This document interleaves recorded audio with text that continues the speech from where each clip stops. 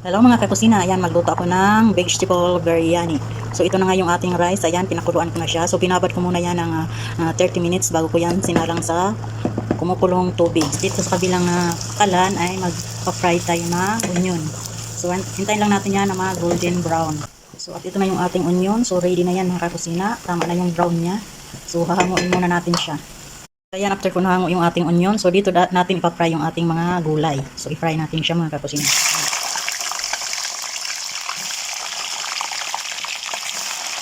Ito natin ating rice, ayan. So at ayan na nga mga kakusina, ayan. Last na yan ang prito ng ating talong. So ito na yung ating naprito o lahat, ayan. So lahat, trinay natin.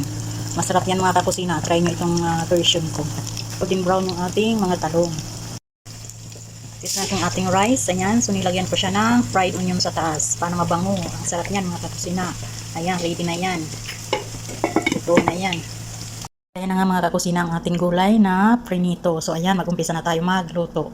Ito, nagpainit na ako ng mantika. So igisa muna natin ang sibuyas.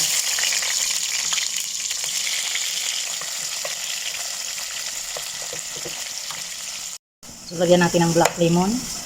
Itong ating pampalasa na chicken cubes. Tapos lagyan natin siya ng cumin.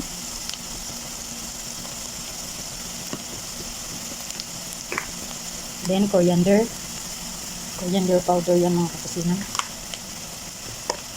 Tapos chili powder.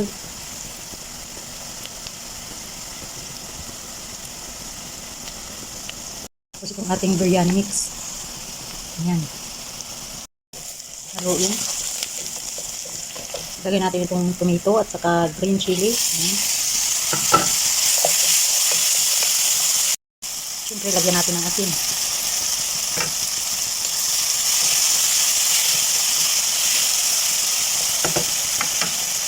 Tapos itong ating coriander leaves.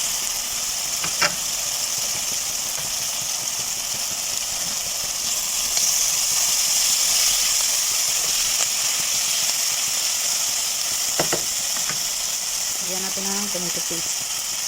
Mga 1 tablespoon lang.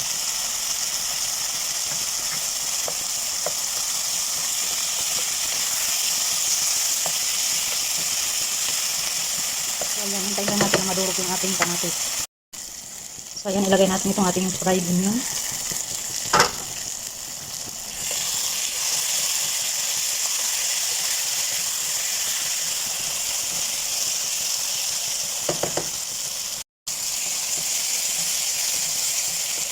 So lagyan natin ng half cup na sabaw o tubig.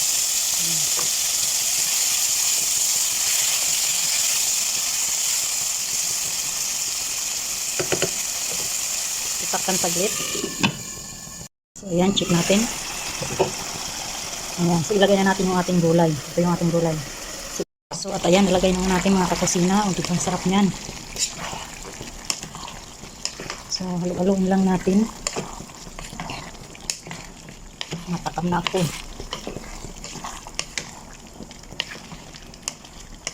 So ayan, hintayin lang natin na maluto yung ating mga gulay. Kasi half cook lang yung pagprito natin kanina. Ayan. Takpan lang natin siya dyan. Ayan. Ayan, check natin ang ating gulay. Ayan. Biryani vegetable. So diba, ang sarap. Nakakatakam. So ayan, malambot na yung ating mga gulay mga kakusina. Ayan, ready na yan. So kainan na. Ito na yung aking vegetable biryani. O, di ba? Sarap niyan. Yummy. Tara, kainan na.